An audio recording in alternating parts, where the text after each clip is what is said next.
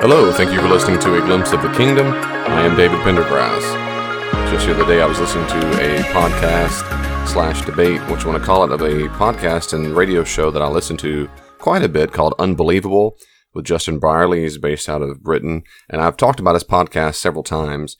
He did a debate with a guy named, what's his name? He's an atheist named Stephen Woodford, and he does a YouTube channel called Rationality Rules.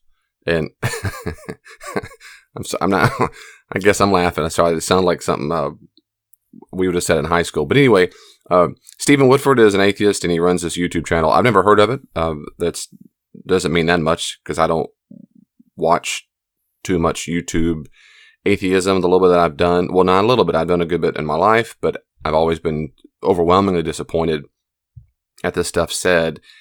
Anyway, Justin Brierley debated him, who, like I said, he runs a podcast and radio show in Britain, but this was a debate that he's been doing. Justin Brierley, after 10 years of doing his show called Unbelievable with atheists and Christians and, people of all different religious backgrounds, he does a good job hosting them. Well, he wrote a book a couple years ago, so now he's actually been doing a little more debates with atheists, and this one he did a very good job.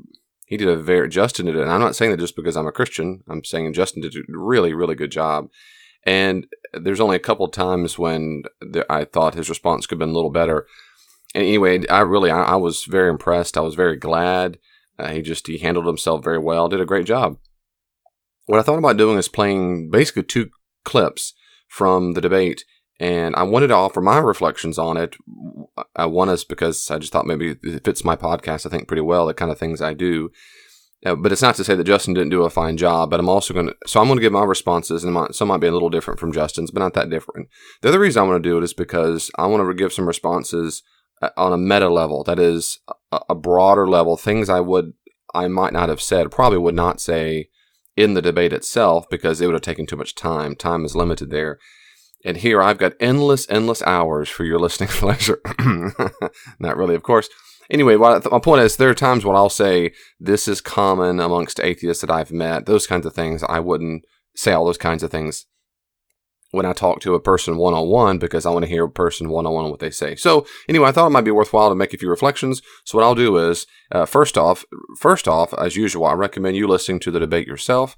You can, if you don't have podcasts, just go to YouTube. YouTube is free.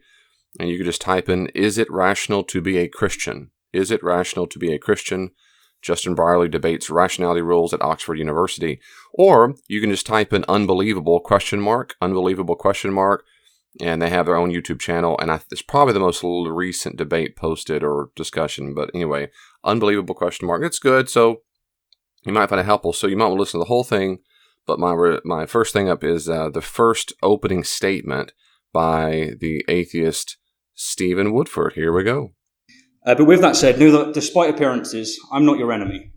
Just like you, I want to know the truth of existential questions. I earnestly crave to understand the world around me.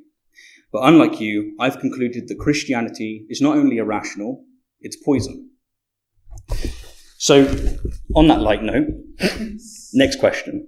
If you could please raise your hands again if you're Christian, and keep them raised if you believe that life starts at conception. I'm not doing this to judge you, I'm just trying to find out a thing here. Okay, cool. Now, it's an interesting split, and considering that you all have access to the same divine book, and yet you have a staggeringly different views, does this mean that a portion of you have irrational beliefs? If so, don't worry, it's them, not you. What about gay marriage? Please put your hand up if you're for it. If you think that homosexuals should be allowed to marry, please put your hand up. Again, there's a split. And again, what does this mean in terms of rationality? You all have the same divine message, and yet you have staggeringly different views. Remember, this is divine revelation we're speaking about. This isn't some assertion that's been made at the pub. This is coming from an all-powerful, almighty God. You would think it would be a little clearer. I'll pause right there, list what he's saying, and say a few things. One is, you can tell right away this is a fairly common thing, that when you listen to atheists who want to talk about Christianity, especially the ones that say Christianity is poison, as he said, and also says the debate, Christopher Hitchens had a big influence on him. And of course that makes sense, because Christopher Hitchens, his book was called Why Christianity poisons everything. I think it's a subtitle. Anyway, the point is, of course, Christopher Hitchens is dead now. He died of cancer. But when you start out by trying to demonstrate that Christianity is false by bringing up particular ethical issues, you knew immediately that we're way off track. We're just way off track. And I'm going to say this often as I do my podcast. I'm saying this as an encouragement if you're a Christian. If you're not a Christian, listen to this. What's also maybe you can just learn from this. Christianity is not about particular ethical issues. The hardcore root of Christianity is the life-teaching, saving death and resurrection of Jesus of Nazareth. That's the core of it. There is a core. In the New Testament, there's a core. In the New Testament, gay marriage, when the life begins, these things aren't even addressed because, of course, same-sex marriage would be, an overwhelming, crazy, nasty, disgusting thing to consider for a Jew. And for most Jews, it sure is still around the world. So in the first century, that's not discussed because that would have been like discussing whether they should marry animals. To them, it would have been the same thing. And when conception begins at life, they didn't have those discussions. Later on, rabbis would have some discussions. So my point is, these ethical issues, even amongst the first century Jews and Jewish Christians, these issues were not the core of Christianity. So when anybody starts bringing up these issues, you need to ask the person if they know what Christianity is all about. You need to ask them about that before, in my opinion, before you even talk about the ethical issues. To say, I'm more than happy to discuss these particular ethical issues, but do you know what Christianity is about? I really ask the question, do you really think Christianity is really just an amalgam of various ethical stances? Because if you do, then you've really misunderstood Christianity. And the odds are pretty high. A lot of people really do think Christianity is an amalgam of ethical choices because most people think that's what religion is. Religion is just a bunch of rules. And so Christianity is just a bunch of rules, and your rules should be, that's your essence of the religion. The second thing I'd say is, when it comes to these particular ethical issues, when you talk about things like you think an all-powerful, all-good God would make these things very well known, I understand the point. I do understand the point, especially if you think the Bible, again, or for religion, is a rule book. It's a book full of rules that God himself wrote. Well, historically in Christianity, now you might think that, if you're a Christian listening, you might think that. I disagree with you. Most thinkers for a long time in Christianity would disagree with you. We don't think it's a book that fell from heaven.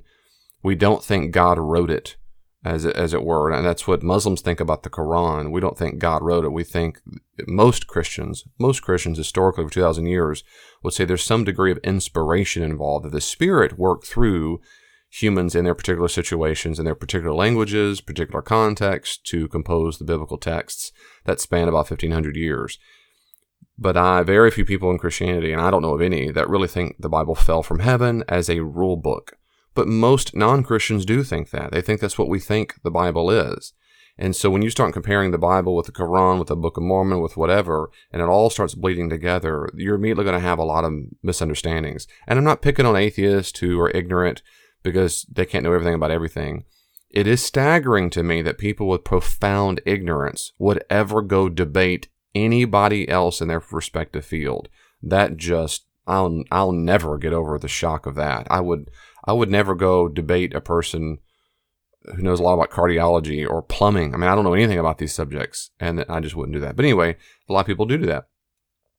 And the last thing I'd say is, when it comes to these ethical issues, and you would think if God were so good and big, this is a very common response, and Stephen does this often, and you'll hear this in his talk. I maybe not hear a lot of it, but if you listen to the whole debate, you'll hear. I'm not replaying everything he ever said because it's about a 2-hour discussion and Q&A and debate. But he very often does this, and this is very common, and that is, the argument goes, it's not an argument, but they present it like it's an argument. The argument is, if God were this, then you'd sure think he'd do this. That's it. That's how the argument goes. You would think if God were all good and all powerful, then no human being would disagree on an ethical issue. Now, that immediately, if you know anything about logic, this is an immediately invalid syllogism. The premise one is, God is all good and all loving and powerful if and only if all humans who believe in him believe the same thing. Premise 2, his believers don't believe the same thing. Therefore, God is not, either doesn't exist, that's false, or God is not all-powerful and all-good. That's also false. In other words, whatever conclusion he thinks he's drawing from it, it doesn't follow at all. They do not follow in the logical rules. They do not follow. Moreover, premise one is demonstrably false. That doesn't make any sense. It doesn't make any sense. And Justin says something about this later on, and I'm so glad he did. Of course, people have different views on things because people, real human beings, have free will. Humans have the capacity to understand and not understand, to comprehend, to miscomprehend, to read or not read, to listen or not listen, and to have different opinions on things. It has nothing to do with the fact, if someone said, someone's talking to my kids and said, you think your dad gave you instructions how to clean the room? What a stupid idea that is. You clearly do not have a dad because you'd agree on exactly how to clean your room. Well, that's nonsense. My children might say, no, they exist. We just were arguing over exactly what he said, or we're arguing how to implement what he said. Well, you would think if your dad were all smart, he would have made sure you understood it. And they might say, well, we both thought we did understand it. We both disagree on how to implement it. So, I mean, it doesn't follow logically at all when you have people instead of robots. So a lot of this opening so far is riddled with confusions. Let's hear some more. Right, last one. Please put your hands up if you accept evolution by natural selection. I'll be honest, that is more than I expected. Progress. Okay, but there is another split, and that is predictably irrational. You'd have thought that Genesis would have made us all convinced that man was created by God, and indeed, most Christians throughout history have believed exactly that. In fact, there was a time where people like me would have been executed because I don't hold that view. But over the last few hundred years, scientific discoveries, that is, overwhelming evidence, has dragged Christianity into the 21st century kicking and screaming. And now it has the audacity to pretend that it's wanted to be here all along. Now, to the topic at hand, is Christianity rational? The answer is that it depends on the definition in use and the specific theological claims made, as indeed was lightly covered by Justin. On the one hand, if you lower your standards of evidence to make belief in Christianity rational, you simultaneously make mutually exclusive and jointly exhaustive religions also rational, which is irrational, assuming that you accept the law of non-contradiction, which you do. Or very likely, I should say. It is, one might say, a Pyrrhic victory, a battle won, but at the cost of the war. Alternatively, if you exercise a healthy standard of evidence, as you do in your daily life on pretty much every other topic, you are left with no religion being rational. And finally, if you exercise low standards of evidence to justify Christianity, and a healthy standard of evidence to justify everything else, then you are committing a special pleading fallacy, and thus are being irrational. These avenues and many more, I'm sure that me and Justin will unpack over the next hour. But to spend what I'd like to do with the rest of my time here is get straight to the root. According to the Christian worldview, that is, according to the worldview of Justin and most of you here, there is a God. And this God has the most profound, important message for you and I. So profound, in fact, that there has never been a message that's been more important, and there likely never will be. What's more, this God is all-powerful, all-knowing, everywhere at once, and all-loving. That is, he's omnipotent, omnipresent, omniscient, and omnibenevolent. What this means is that this God could, by definition, click his fingers, and instantly we'd all receive this most important message, and it would, by definition, be tailored in such a way that we would all accept it in its entirety. We would all be Christian. And better still, we would all be of the exact same sect. There would be no atheists, no Muslims, no Hindus, and no Buddhists, because in this case, God really would have written it on our hearts. Furthermore, we'd all share the exact same view on extremely important topics, such as abortion, gay rights, and evolution. Put simply, an all-powerful Christian God would be able to instantly convince us all of Christianity, and if it was also all-loving, it already would have done so. However, this God, with its divine intelligence, chose to convey this most important message, and with it the balance of eternal pleasure and eternal suffering, to a small group of people in a breathtakingly illogical, irrational way. And now, 2,000 years on, you and I have to rely on copies, of translations, of amendments written by anonymous authors with contradicting accounts and whose accounts have suspicious similarities with other religious myths. And yet, this all-powerful, all-loving God expects us to accept this abysmal evidence as if it's sufficient. And if we don't, this God will strike down upon thee with great vengeance and furious anger. Ask yourself, with all sincerity, how is that rational? Even if you strip back my hyperbole and bend as far backwards as you possibly can you really rationalize such absurdity? Would you accept such malformed logic in any other domain of discourse? A personal friend of mine, and indeed a hero, Matt Dillahunty, has said that for him, the aforementioned observation is the nail in the coffin for Christianity. And I agree with him, though I believe it to be more accurate to say that it's the final nail on the cross. An omniscient God would clearly know that such evidence is not nearly sufficient, and an omnibenevolent God would find it morally repugnant to demand that we accept the unacceptable, under threat of anything. Therefore, only an impotent or evil being would conjure such an irrational set of circumstances. But to be more forthright, if I possibly can, let me put it this way.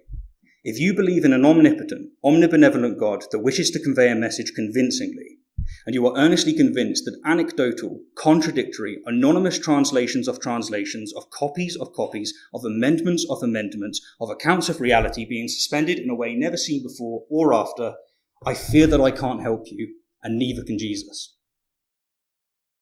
Okay, well, there we go. That's the end of his opening talk, and he sits down, and Justin does as a rebuttal, and they go back and forth. Say a few quick things about this. The first thing is, as I stated earlier, and I said it was going to happen, and it happened here, and he does this over and over. This is a very common thing. Not every atheist that I've ever heard or read does this, but this is a very common one. And that is, again, if God existed, he would do blank. If God existed, he would do blank. And that, of course, is not an argument. It's you might as well say, if my wife existed, then she would blank. And I've talked about this in podcasts before. It's just, man, that's not persuasive at all. If, David, you're not married, your wife doesn't exist. Why is that? Because you said she's Floridian. And if she were Floridian, she'd be 6 foot tall with blonde hair. Well, why is that? Why is it you get to define that? You say, well, that's what it means. Well, God, it's different, David, because God is all-knowing, all-loving, all-powerful, all-whatever. My response is, you're right. So where is the contradiction? And there is no contradiction, because when you start asking them what the contradiction is, they think all-loving means he would do X. But you have to convince people that all-loving means that. In a biblical worldview, there's very specific things what that means. So I have to ask the atheist, where do you get this concept of love? I really mean that. When it means all loving, where do you get this from? I need to be persuaded that your concept of all loving is accurate. The other thing, and it's just not, I find it, let me be real specific here. I find it very unpersuasive. I understand the point. I understand the emotional point, I guess, but logically, I don't understand it whatsoever. I think it's completely irrational, to use his word, as they'll say 100 times in this debate, because that's the topic, is belief in God rational. It's completely irrational to think that the definition of loving, by necessity, it must mean that God makes sure the fact that he exists is communicated to every human being.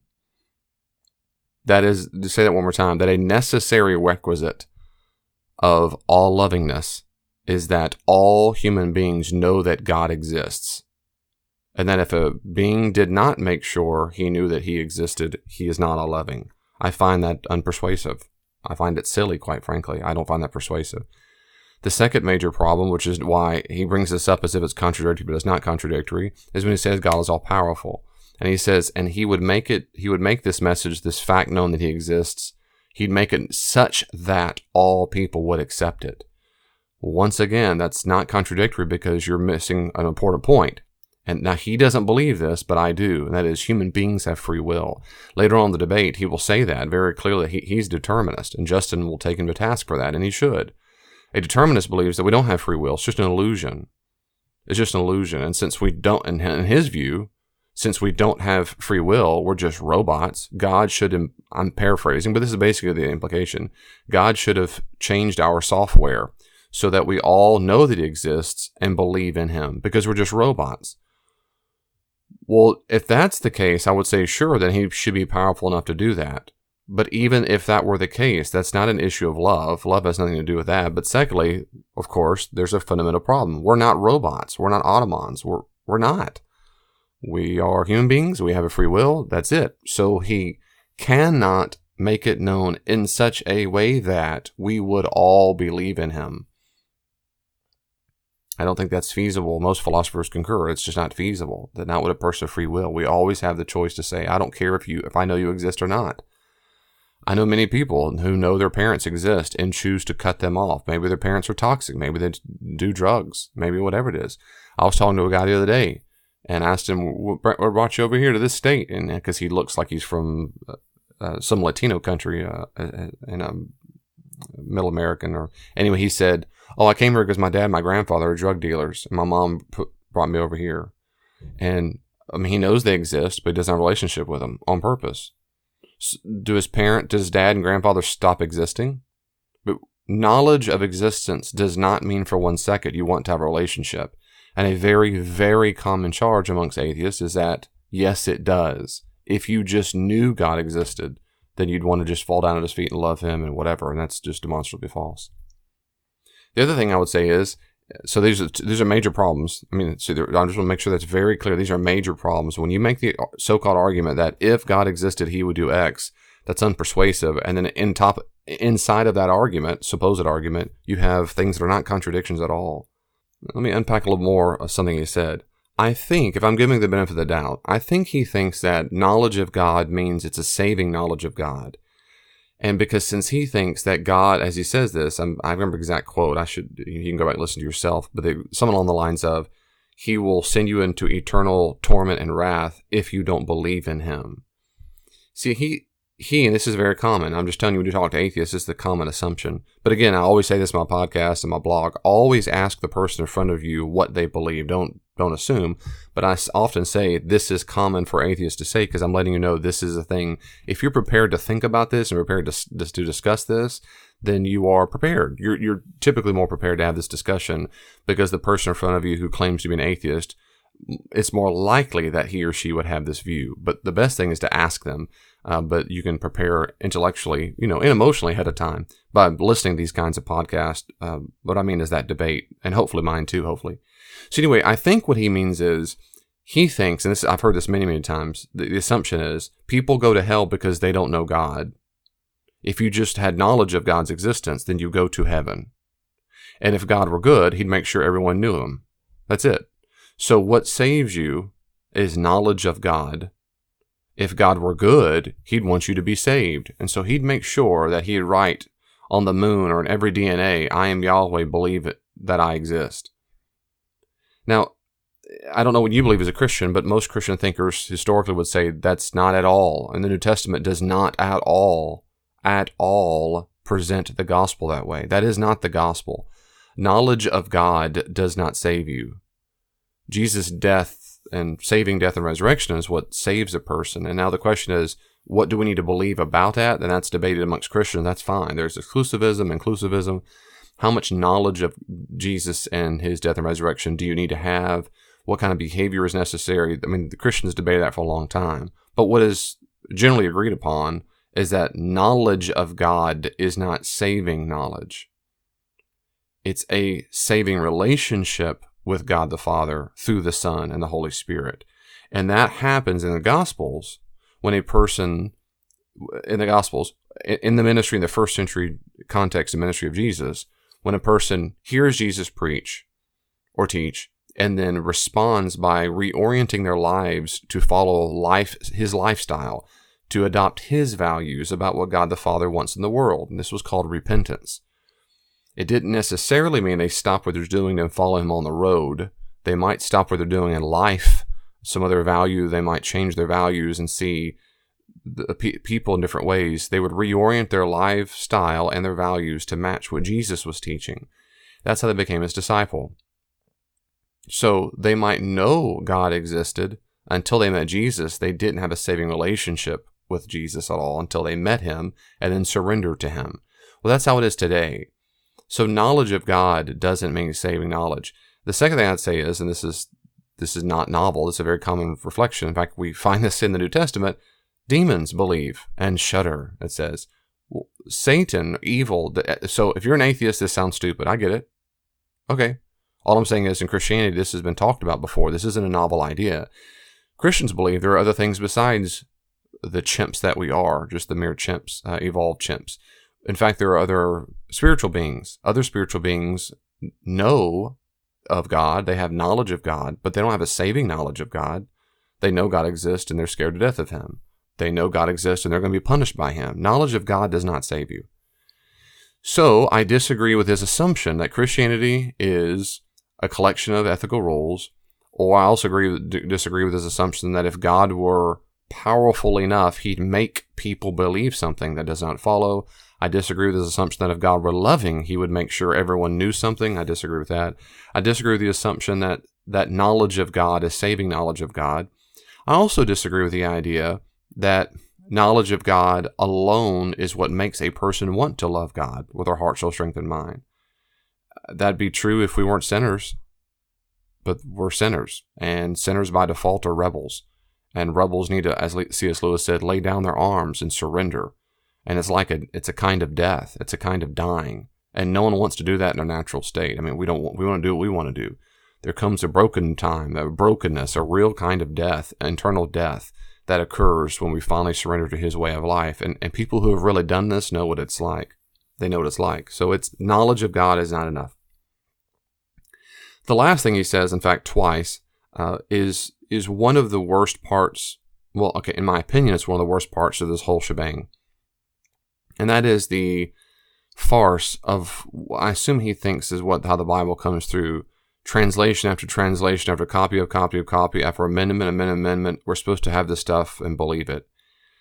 This is overwhelmingly the case that in my experience, I have never met an atheist or skeptic who knows anything whatsoever about the textual transmission of the biblical text. I have never met one in my entire life.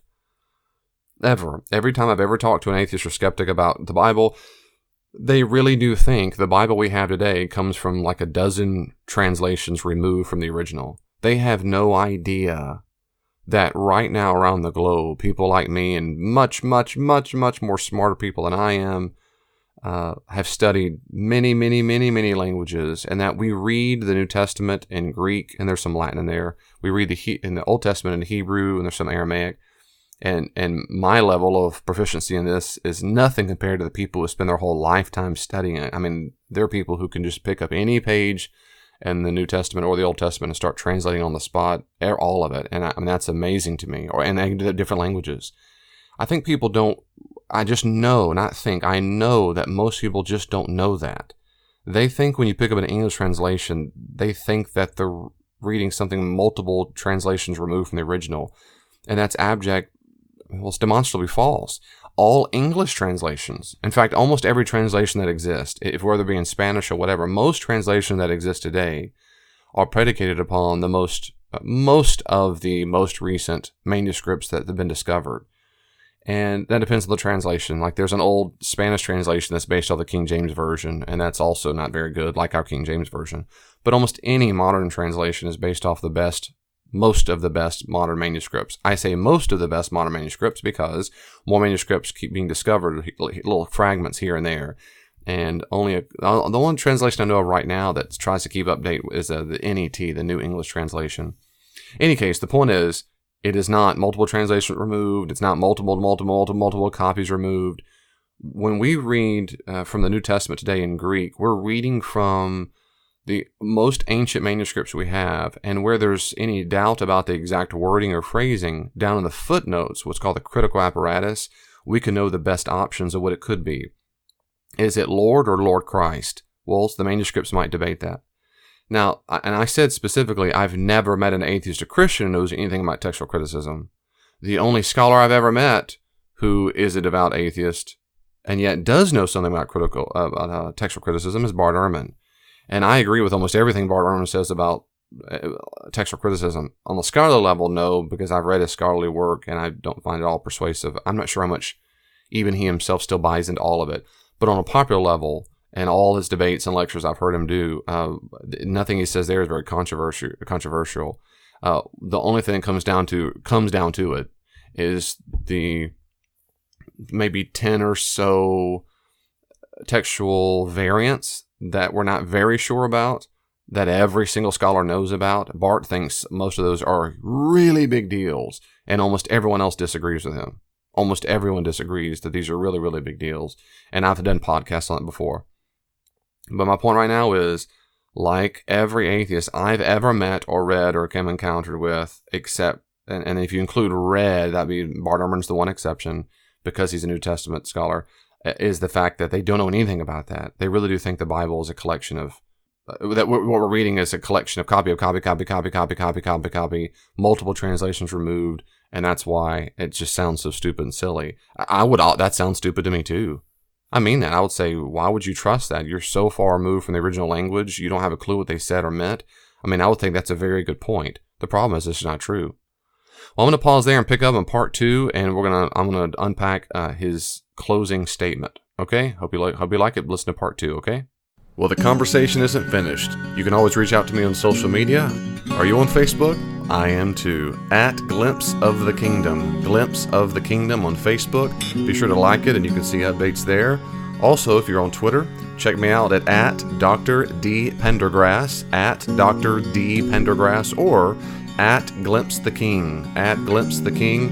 And I try my best to respond to comments and questions on there as quickly as I can. If you want more, there are many more resources on the podcast and my blog. Go to my website, davidpendergrass.com, and you can see a full list of the podcast, and my blog is available for free. Are you active in a church right now? I'd be happy to come out to your church and do all kinds of classes and workshops there. Check out davidpendergrass.com, davidpendergrass.com for more information. And may God in His great grace give you even just a glimpse of His kingdom this week. See you next time.